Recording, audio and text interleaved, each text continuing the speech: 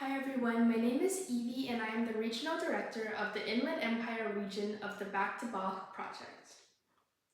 This is our first video presentation and we will be looking into the Romantic period of music, which took place roughly from 1820 to 1900. Throughout this video, we will go over key information about the Romantic era, like the characteristics, effects, and prominent composers over this time. To help bring our presentation to life, each member of our group will also perform a short excerpt of Romantic music to demonstrate the distinctive traits of this period. We'll also have an excerpt of chamber music from 3 of our members. Now let's begin looking into the Romantic era of music.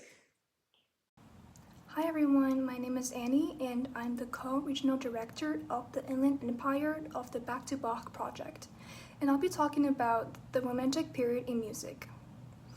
The Romantic era came after the Classical period and it brought a big impact in the music style. Classical music mainly focused on clarity and elegance, while Romantic music was mainly about emotion, passion, and expressiveness. Instead of strictly following the frame of the piece, they focused on exploring feelings and imagination.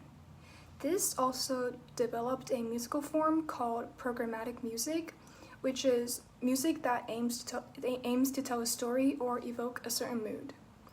This can be found in famous examples such as Berlioz' Symphonie Fantastique and Beethoven's Symphony No. 6. Overall, the Romantic period greatly contrasts from classical music as it focuses more on being expressive and dramatic. Hello, my name is Madeleine Ho. I play the flute and I'm a member of the Back to Bach Inland Empire region. So one of the most important developments was program music. Program music is instrumental music that represents a scene, idea, or image. This contrasts from absolute music in the past periods, which is music that is simply about itself. Program music has a specific meaning behind it, often telling a story. It has a narrative element, allowing you to see with your ears. This shift shows how music can go beyond structure and connect with human experience. Hey, I'm Ben Fu, and I'm a member for the Inland Empire region for Back to Bach. So during the Romantic period, new characteristics were introduced and emphasized. Musical dynamics and phrases stretched longer with more dramatic and extreme moods. Harmonies became more complex and colorful. Dynamic ranges grew wider, and virtuosic showpieces became more common. Hi, my name is Lot K. I play the piano and I'm a member. In general, the Romantic era had new characteristics that were freed from traditional rules. This opened up more personal expression and creativity. Music was no longer written in rigid forms, and the lasting impact of this change is still very present in modern-day pop culture. The Romantic period helped shape music into a powerful source of storytelling and emotional connection.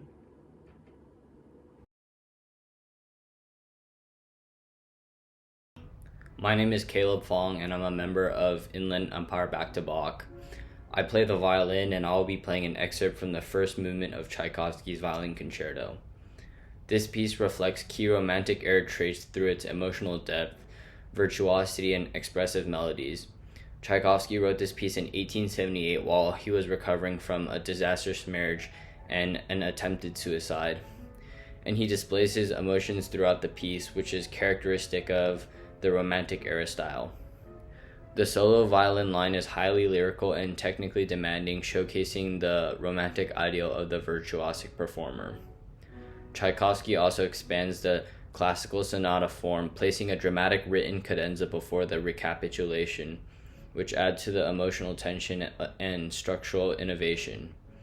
Overall, these elements contribute to the romantic characteristics embodied in Tchaikovsky's Violin Concerto.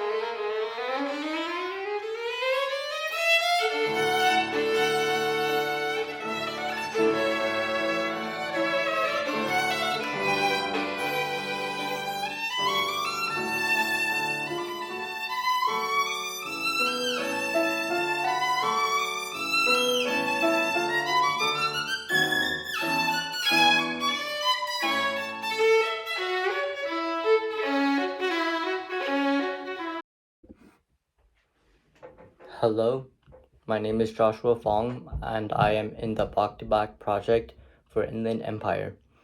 Today, I will be performing a part of Tchaikovsky's Variations on a Rococo theme, composed in 1876 to 77. It is one of the most beloved works for cello and orchestra, and a brilliant example of how romantic composers look to the past while expressing deeply personal emotions. Inspired by the elegance and refinement of the classical era, particularly Mozart, whom Tchaikovsky greatly admired, this piece begins with a graceful, ornamented theme reminiscent of 18th century Rococo style.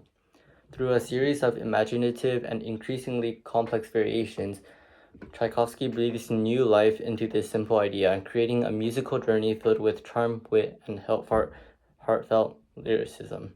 True to the Romantic tradition, the work combines singing melodies, dramatic contrasts, rich harmonies, and a sweeping, expressive phrasing. Each variation reveals a different facet of the cello's voice, allowing moments of lightness and playfulness to stand alongside passages of deep emotion and tenderness.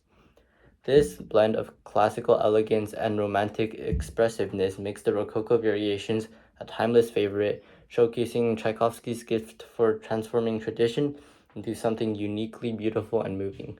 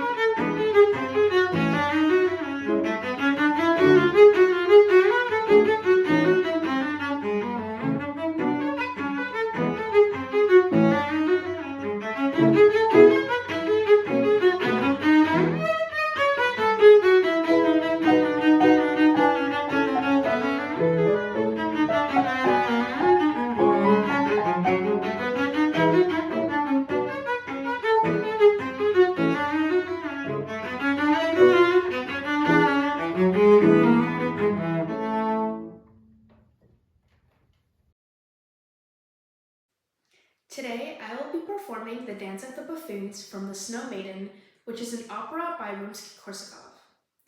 This piece was composed in 1881 and is an example of the Romantic era's vibrant colors, expressive storytelling, and use of program music.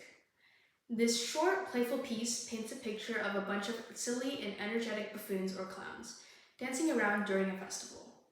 It is part of an opera telling the story of a magical girl made of snow who wants to experience human love and life. Romantic music often had dramatic feelings and exciting moods, and told stories like this one. Rimsky-Korsakov was a key composer in Russian Romanticism and was known for creatively using folk melodies and unique composition techniques. In this piece, he used many fun rhythms and techniques to embrace the wild dancing and joyful scene. In this excerpt, you will hear playful techniques like ponticello, which is where the bow comes really close to the bridge, and pizzicato, where you pluck the strings. These elements help bring this exciting scene to life.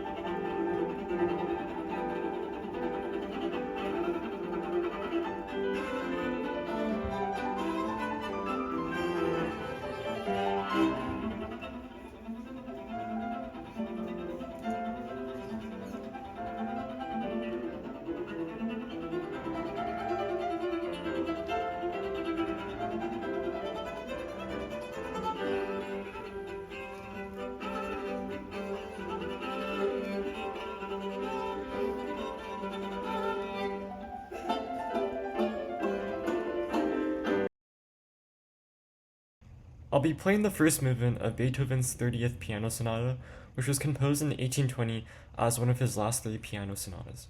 It was during this time that Beethoven was experimenting with new compositional techniques and ideas, as the Romantic period was just beginning. This piece is much freer and flexible in comparison to the rigid classical sonata form and features many harmonic and structural innovations. The first movement's dreamy and undulating melody are stark contrasts to the pompous and dignified feeling of typical classical era sonatas. It consistently alternates between a free-flowing main theme and a dramatic secondary theme. It's also worth noting the uniqueness of the other movements. Beethoven follows the first movement with an intense, passionate minor key prestissimo and concludes with a theme with 6 variations, which ends strangely with a calm finish.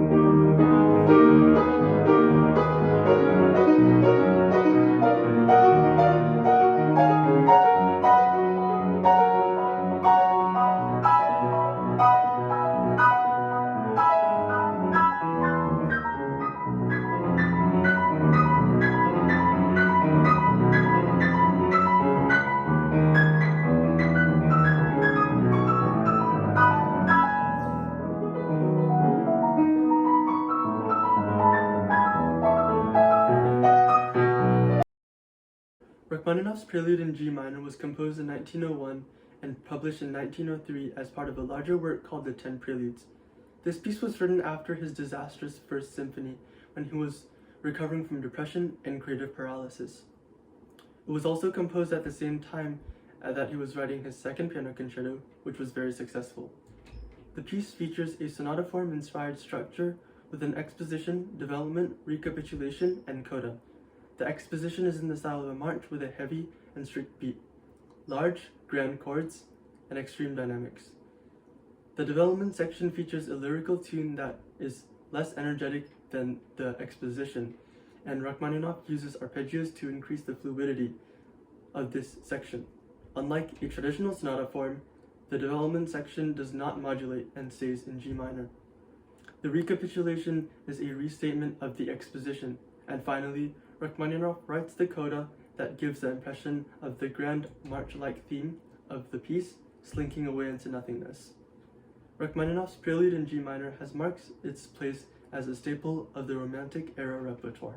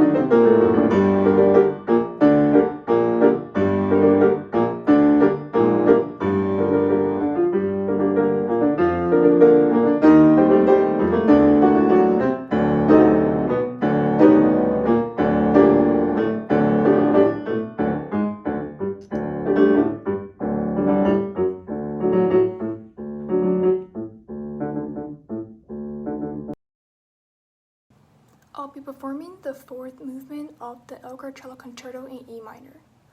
Although this piece was written in 1919, after the Romantic period has ended, it's deeply inspired by Romantic values. It's an extremely emotional and expressive piece. Since Elgar composed this piece after World War I, it has lots of hints of sadness, grief, and longing, and personal expression, which are all important trademarks of Romantic music. In conclusion, Elgar's famous cello concerto may historically belong to the 20th century, but the emotions and deep feelings truly is a Romantic piece at heart.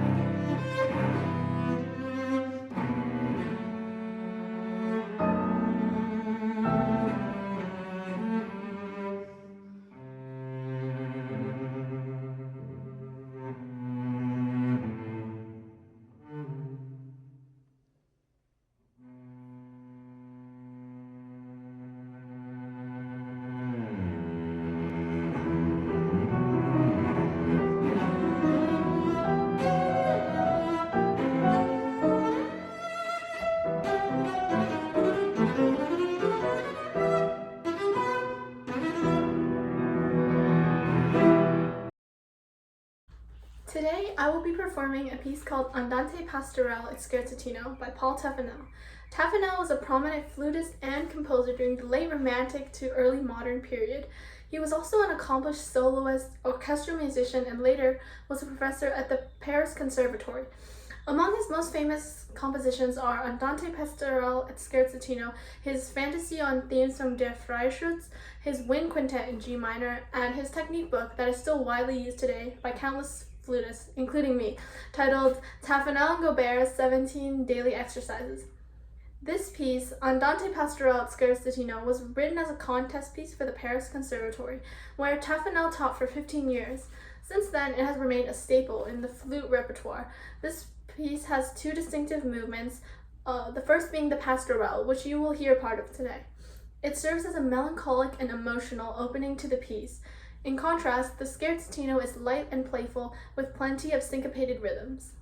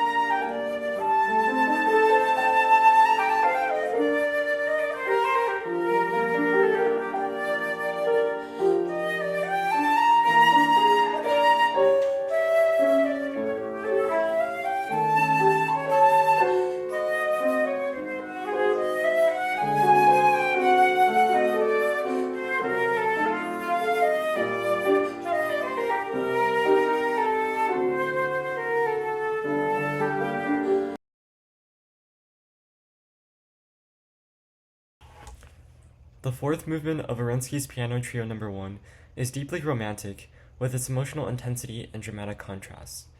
Written in 1894 as a tribute to cellist Karl Davidoff, this piece is a prime example of program music, compositions inspired by people, stories, or emotions. The finale contains a bold, Polonaise-like theme full of energy and national character, but also looks back by weaving in themes from earlier movements, especially the somber third movement. This idea of recalling past material for emotional closure is very much in line with romantic ideals. Arensky, influenced by major Russian composers like Tchaikovsky and Rimsky-Korsakov, brings a unique voice to the piece, blending lyrical beauty with technical brilliance.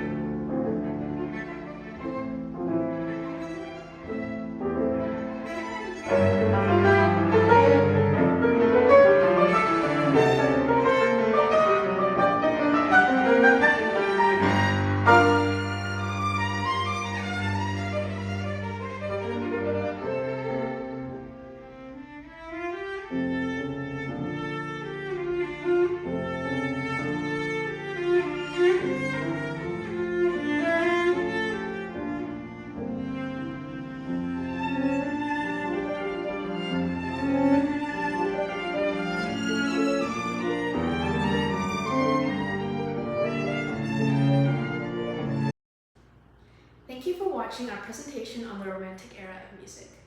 Our team hopes you enjoyed hearing our performances and had fun learning what made this time in music important and interesting. We really appreciate your time and we are glad we could share our music with you today.